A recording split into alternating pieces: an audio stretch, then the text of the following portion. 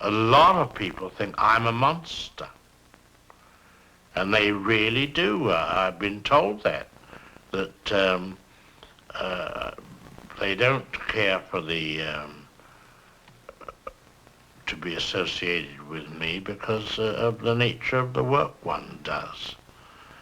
And afterwards I've found women say, oh, you're nothing like I thought you were. I said, what did you expect? I said, well, we thought you'd be very unpleasant and this and that. And it has happened more than once. I'm talking not actresses, but responsible women, and with a complete misconception due to the fact that I deal in crime and that kind of thing. Well, I'm just the opposite. I'm as more scared than they are of things in real life.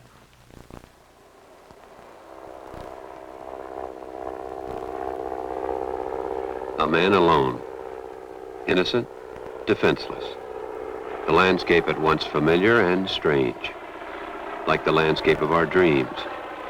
And as it sometimes happens in our dreams, someone, for some unknown reason, terrorizes the dreamer.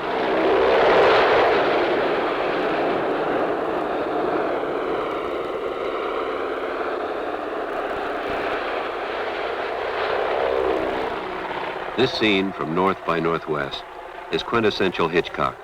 Wordless, elegantly shot and edited, profoundly disturbing.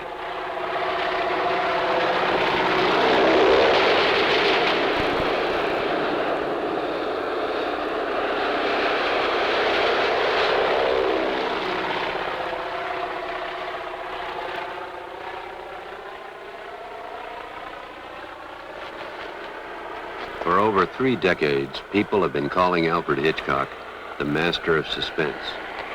But he's more than that. In the age of anxiety, he is the movie's great artist of anxiety.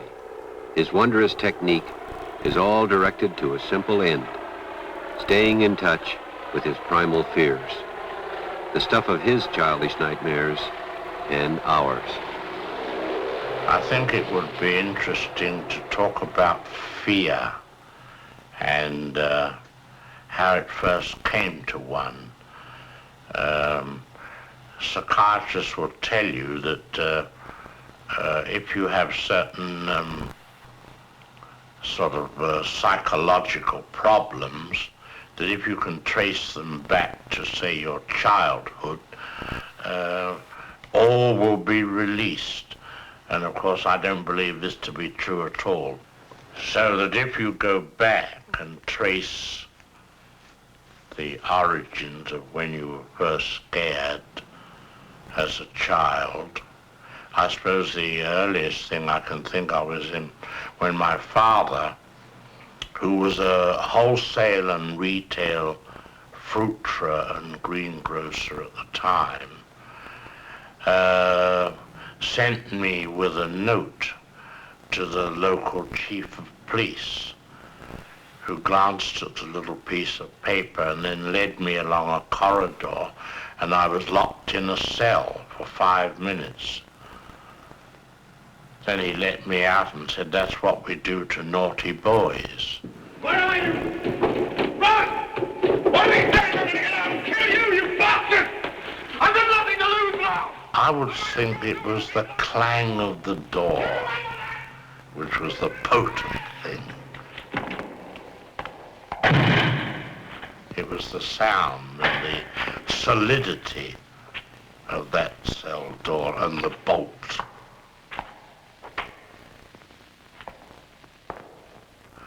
I'm still scared of policemen. In fact, I don't drive a car on the simple fact that if you don't drive a car, you can't get a ticket. The getting of a ticket, to me, is a rather suspenseful matter. It may be that I was probably born with a sense of drama, because I would tend to dramatize things.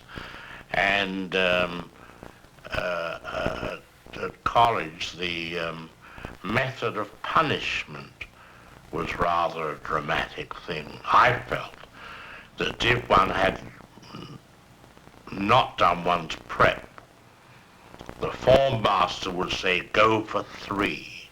Well, going for 3, that was a sentence. And it was a sentence as though it were spoken by a judge. And it would be, the sentence then would be carried out by another element, which would mean a special priest in a special room would, with the help of a rather sort of old-fashioned strop for sharpening razor blades, only it was made of gutta percha, which is a soft black rubber, and it was shaped oval in and then round each end, so you had a grip.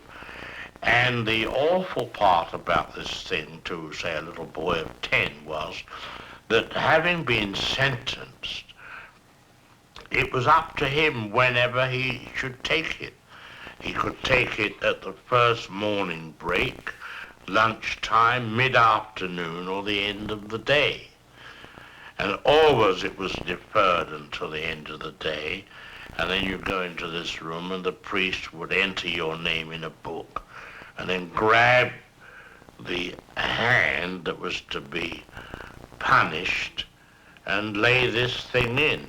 Never more than 3 on one hand, because the hand became numb, and there was no good putting 4 on the hand, because the 4th one you'd never feel it.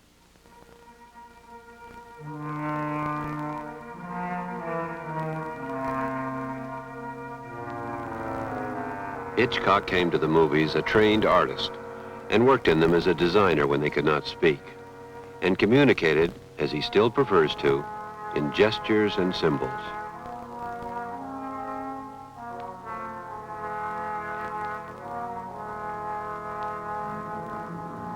This is his first English movie, his first suspense story, The Lodger, made when he was 27.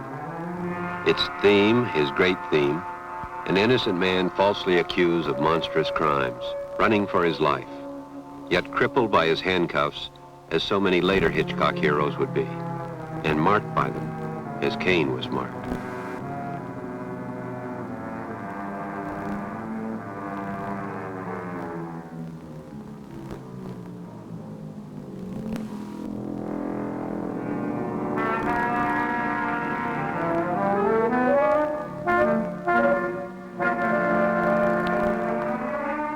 The crowd in Hitchcock's films is indifferent at best, often malevolent, Its emotions often false, always easy to manipulate. His art is based on that assumption.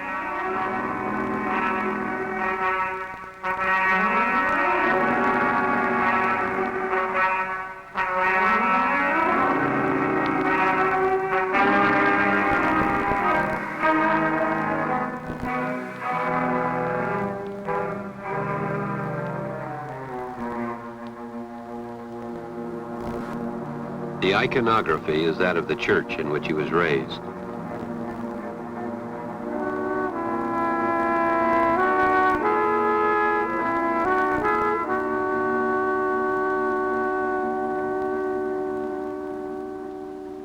The ironic use of that iconography is all his own.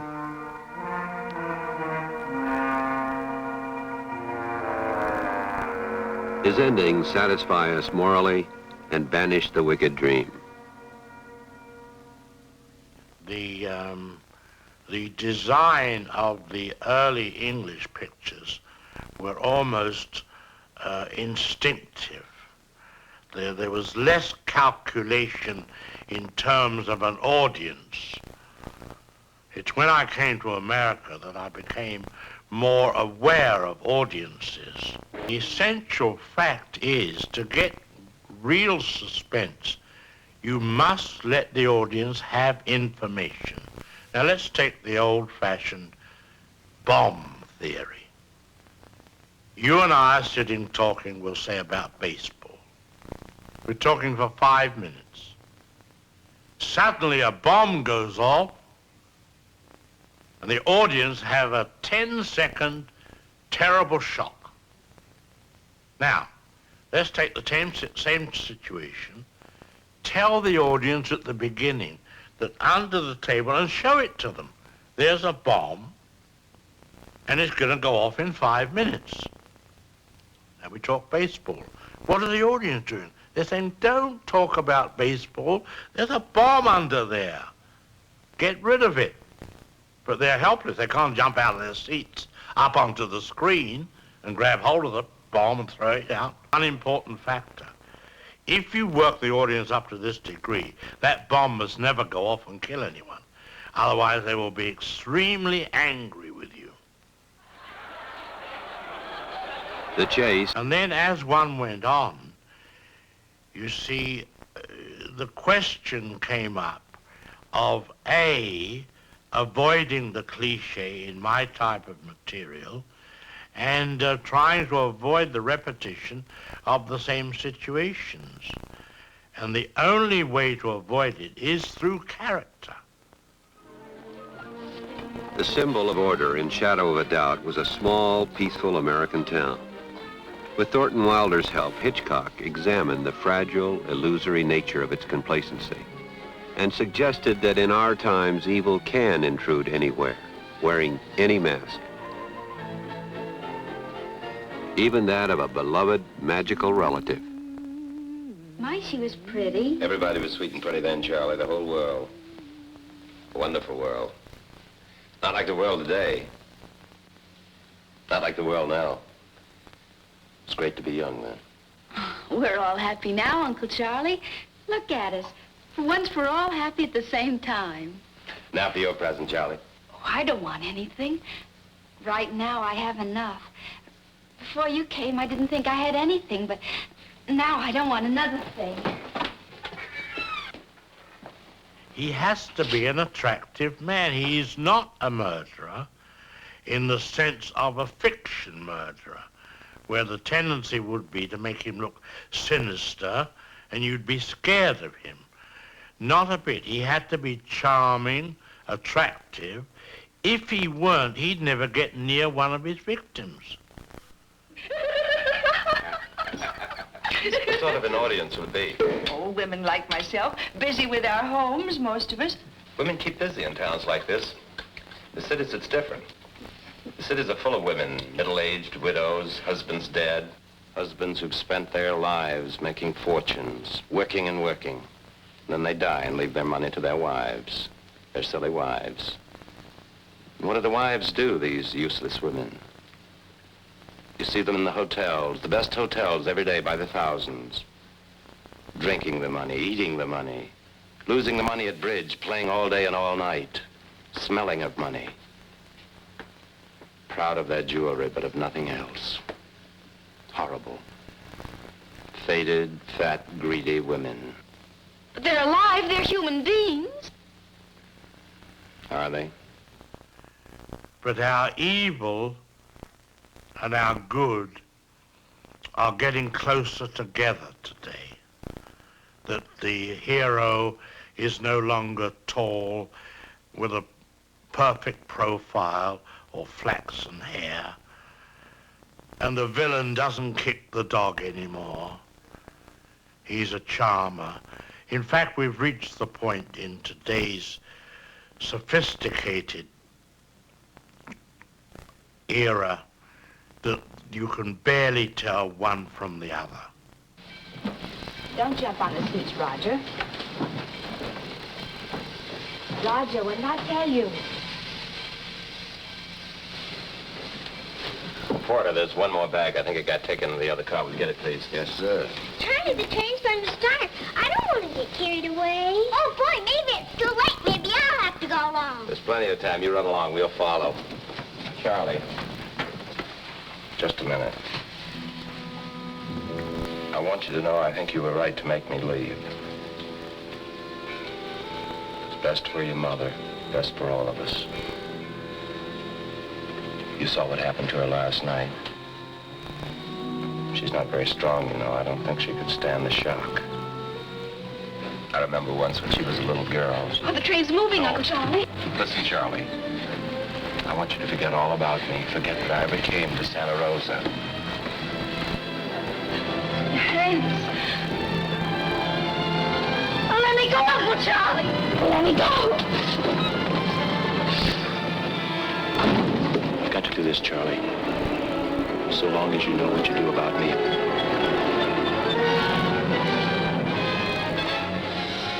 Uncle Charlie was Hitchcock's first full-scale psychopath.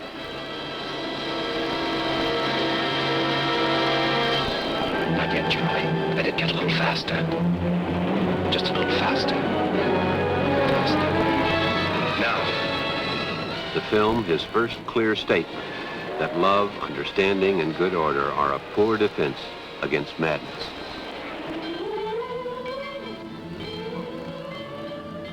So we can't say there is somewhere to hide. The sheltered life in the town of Santa Rosa, where this young girl lived, may have been her world, but it wasn't the world.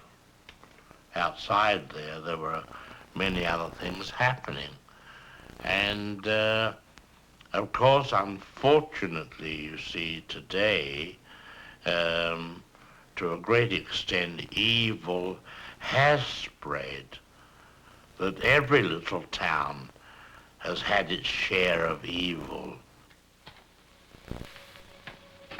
During World War II, of course, it seemed to be everywhere, even in the great houses of faraway Rio.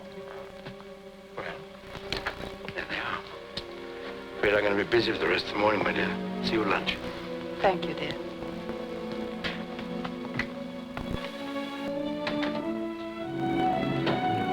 In Notorious, Ingrid Bergman is married not for love, but to spy. Wickedness breeds wickedness, even in its enemies. Mr. Sebastian has the key for this, madame. It's the wine cellar.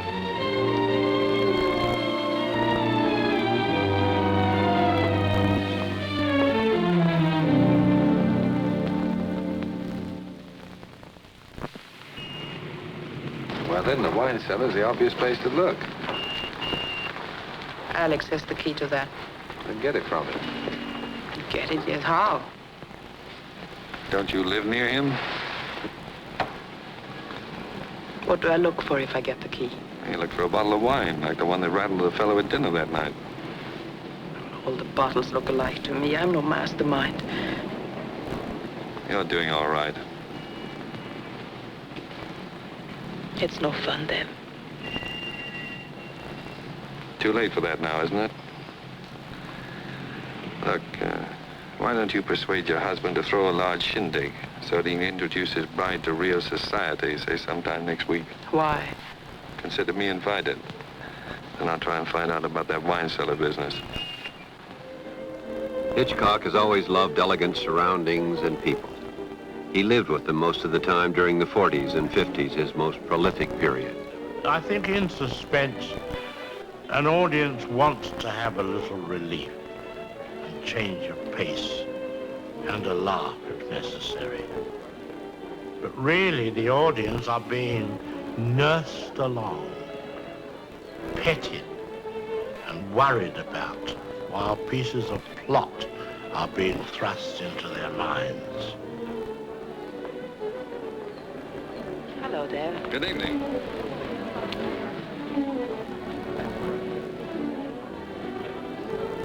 The company was good and witty, just right for his themes. We'd better hurry. Lots of time. No, Joseph might have to ask Alex for more wine. Uh-huh. He's running out faster than he thought. Oh, I'm sorry to hear that. Is he watching? Yes. You better go out in the garden alone and wait around the back of the house for me, and I'll show you the wine cellar door. So the question arose in designing the story. What were the Germans up to down in Rio? And I thought of the idea they were collecting samples of uranium-235 from which the future atom bomb would be made. So the producer said, oh, that's a bit far-fetched. What atom bomb? I said, well, it's that both sides are looking for it. We read of the Germans experimenting with heavy water. Of course they want the atom bomb. I said, look, if you don't like a uranium-235, let's make it industrial diamonds. Because it makes no difference. It's what we call the MacGuffin. What's that? The MacGuffin is the thing that the spies are after, but the audience don't care.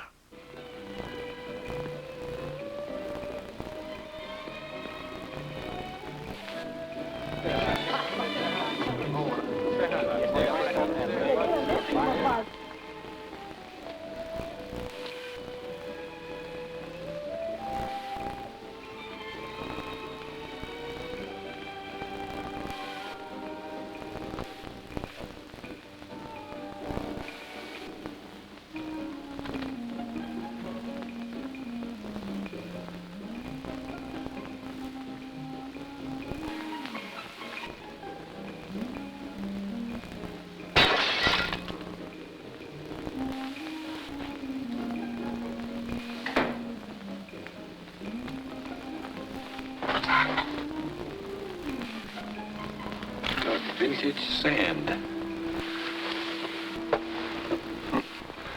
We've got to leave things as we found them. Help me find a bottle of wine with the same label as these others. But it isn't really sand, is it? I think it's some kind of metal ore.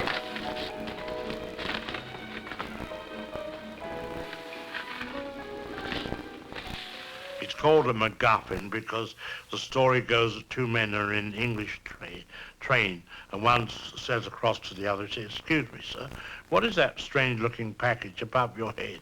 Man said, oh, that? He said, that's a MacGuffin. He said, what's that?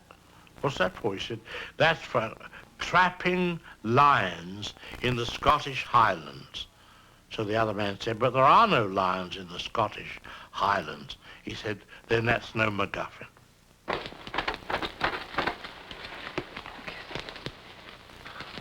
Status is never attained without guilt, never held without anxiety.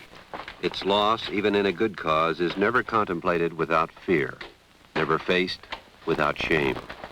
Someone is coming. It's Alex. He's seen us. Wait a minute. I'm going to kiss you. No, he'll only think we... That's what no. I want him to think.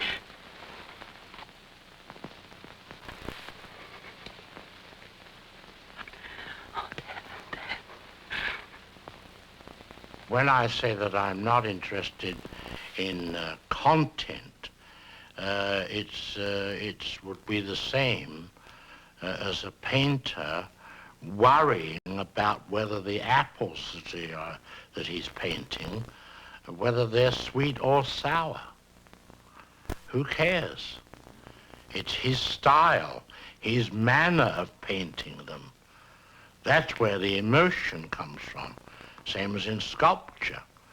Any art form is there for the artist to interpret it in his own way and thus create an emotion.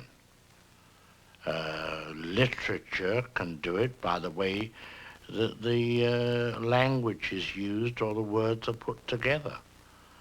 But sometimes you find that a film is looked at solely for its content without any regard to the style or manner in which the story is told. And after all, that basically is the art of the cinema.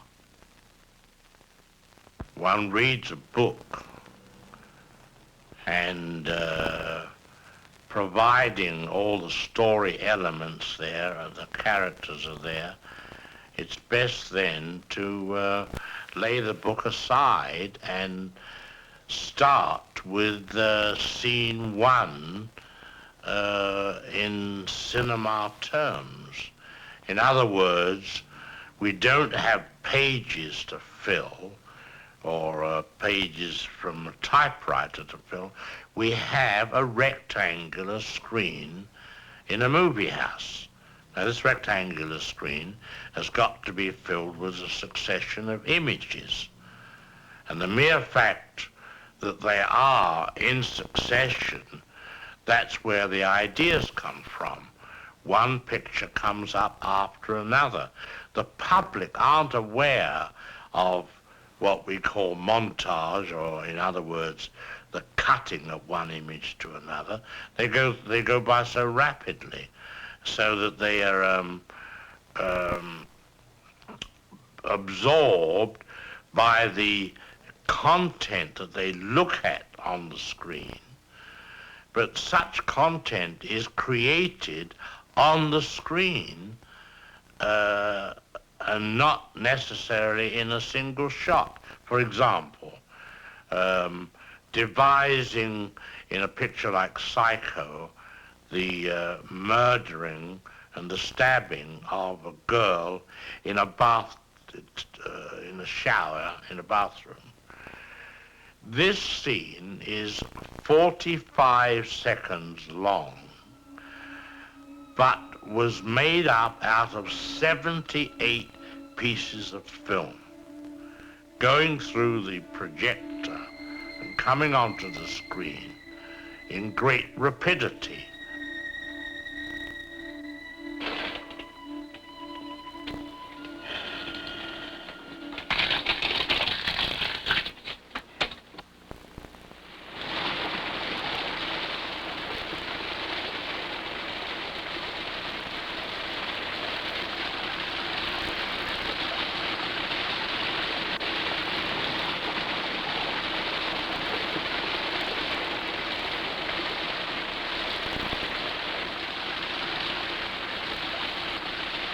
But the overall impression given the audience is one of an alarming,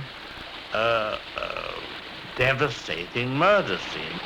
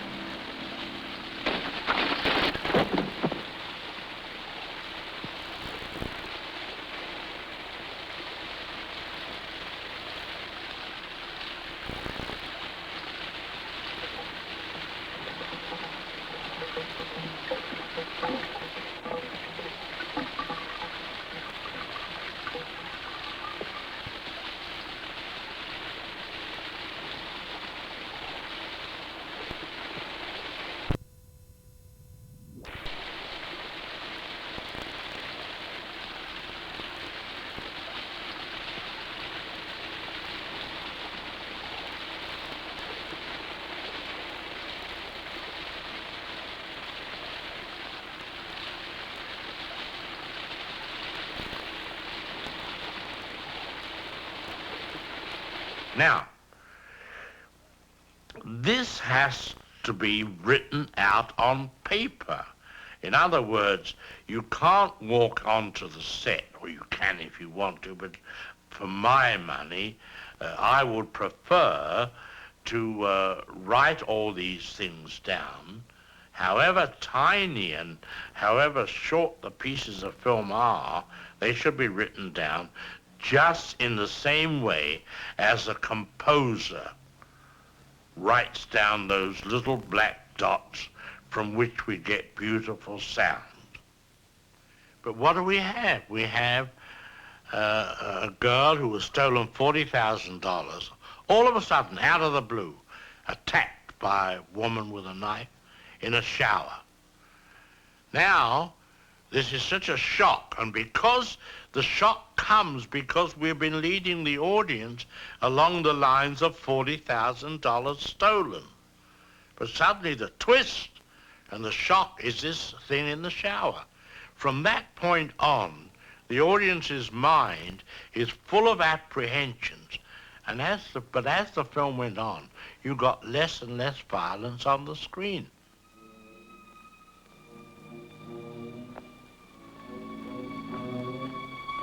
It's the added fact that somewhere in this Victorian-looking house is a menacing figure with a knife. The audience know it, but they don't know from where she's going to pop out. You can do it in a modern house, providing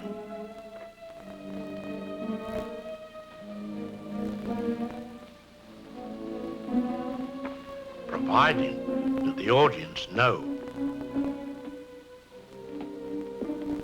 death may appear at any minute.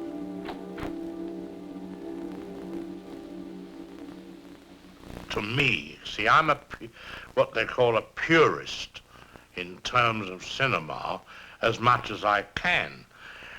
Now, I'm inclined to go for the subjective. In other words, the point of view of an individual, so that visually you do a close-up of him, then you show what he is looking at. Then you cut back to the close-up and you see his reaction.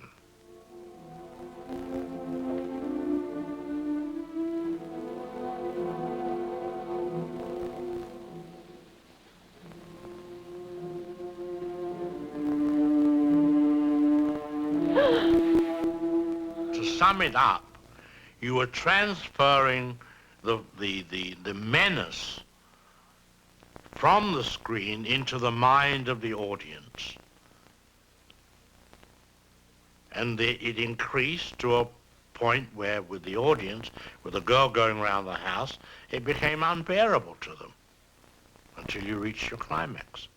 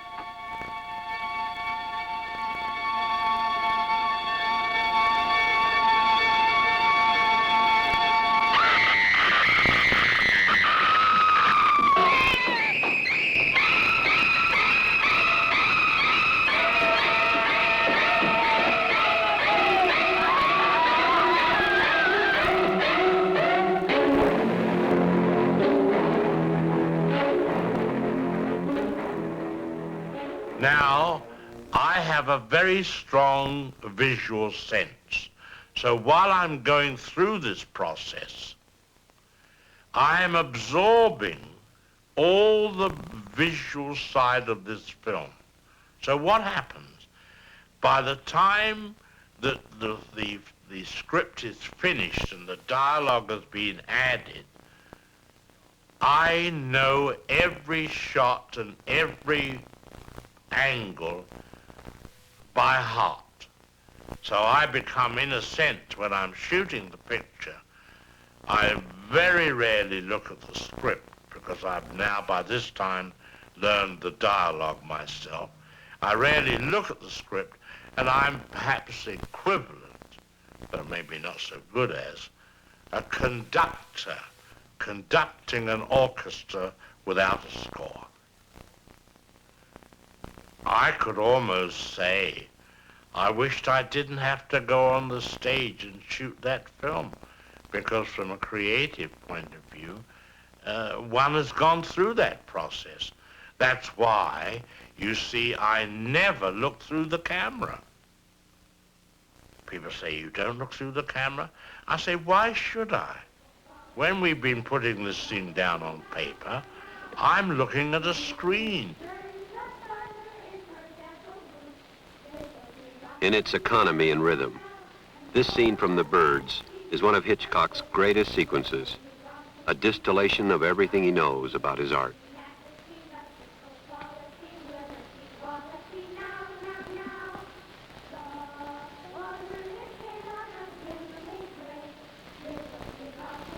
We see the gathering menace. The girl does not.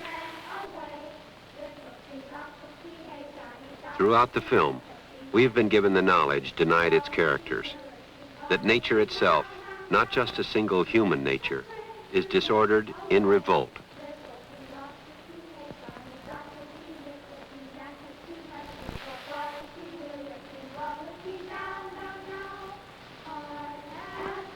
Like most of us, this woman is, in the legal sense, innocent of crimes against nature. She's done nothing to deserve irrational persecution. On the other hand, in Hitchcock's universe, no one is morally innocent. We are all tainted by something like original sin, defined here as indifference to the natural order.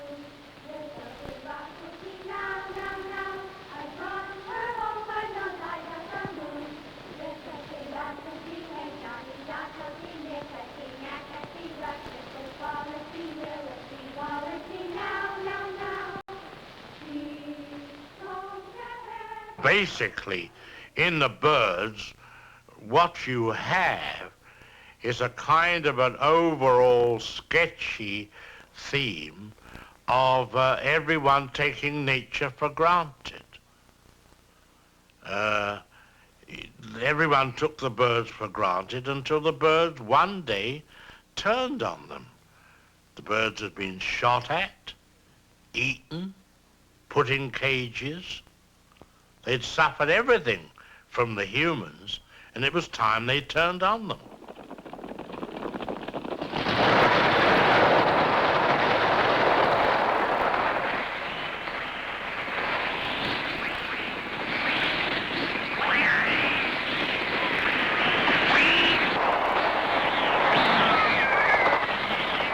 Don't mess about or tamper with nature. Look, man's fooled around with uranium-235 out of the ground, and look where it's brought us. And he's just taken uranium-235 for granted. It's a nothing, but it's plenty. Now he takes who knows, it's feasible for in the year 3000 or 4000 for all the animals to have taken over. Birds are not aggressive creatures, miss. They bring beauty into the world. It is mankind... Sam, 3 Southern fried chicken. Baked potato on all of them. Yes, may I speak to Mitch Brenner, please? Yes, I'll wait. It is mankind, rather, who insists upon making it difficult for life to exist upon this planet. Now, if it were not for Mrs. birds... Bundy, you don't seem to understand. This young lady said there was an attack on the school. Impossible. Oh, Mitch? It's the end of the world. Thus saith the Lord God unto the mountains and the hills and the rivers and the valleys. Behold, I, even I, shall bring a sword upon you. Birds have been on this planet, Miss Daniels, since Archaeopteryx, 140 million years ago. Doesn't it seem odd that they'd wait all that time to start a war against humanity? No one called it a war. Scotch light on the You water. and Mr. Scholes seem to be implying as much. Gulls are scavengers anyway, most birds are. Get yourselves guns and wipe them off the face of the earth. That would hardly be possible. Why not, Mrs. Bundy?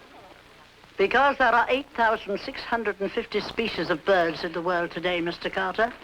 It is estimated that 5,750,000,000 birds live in the United States alone. The 5 continents of the world Kill them all, get rid of them messy animals. probably contain more than 100 billion birds. It's the end of the world. They're attacking again. Well, Melanie, you stay in here. Come on now. The usual evasions: science, religion, studied insensitivity, are satirized and so denied us. We must defend ourselves as best we can, beast to beast, and hope for mercy. The whole art of the cinema, it seems to me, is its ability to appeal to a world audience in any language. The stress on the pictorial enables you to reach the widest possible audience. Look at the gas. That man's lighting a cigar. Hey, you! Watch out! Don't drop that match! Look out! Get on there! Please! Mister, run! Watch out! Mister, Look out! Look out! Watch out!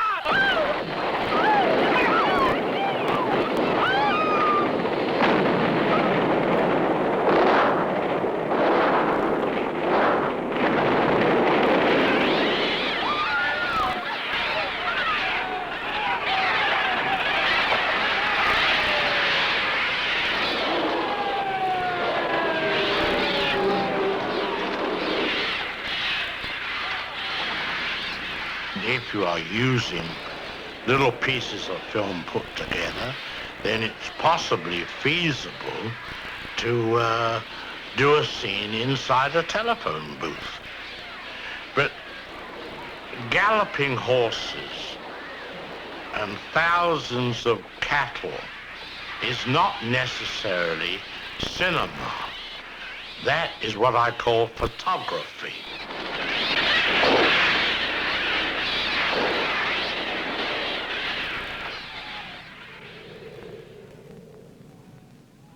When death and destruction come in Hitchcock's films, the camera often pulls back to a high angle, studying it dispassionately.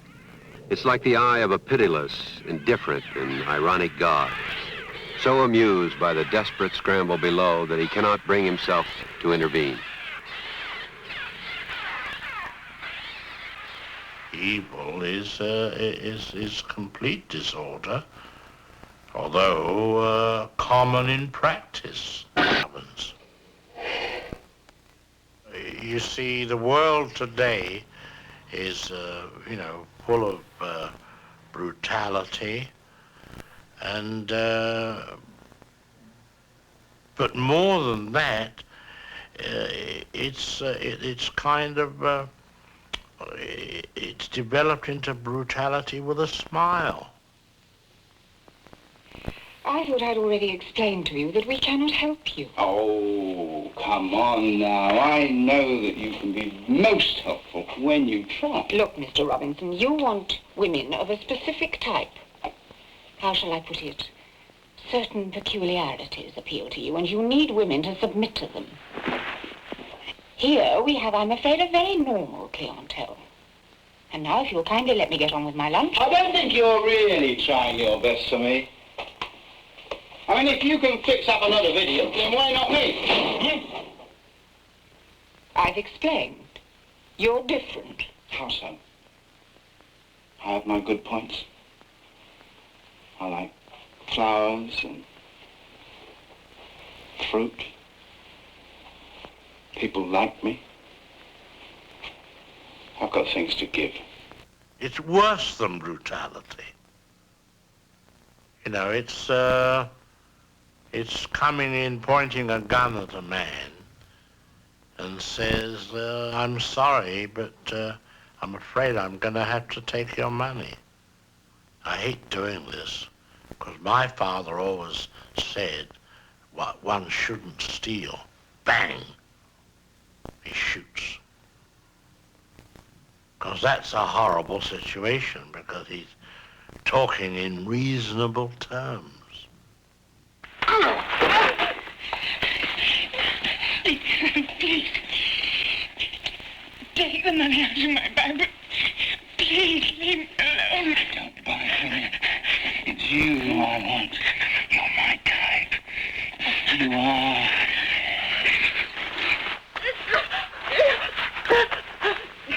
Lovely. Lovely. Lovely. Not be afraid for the terror by night, Lovely. nor for the arrow which flies by day. Lovely. The pestilence which walketh in Lovely. Lovely. Lovely.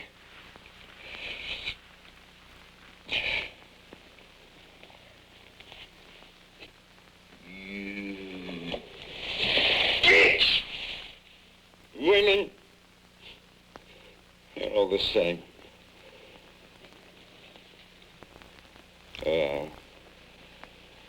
I'll show you.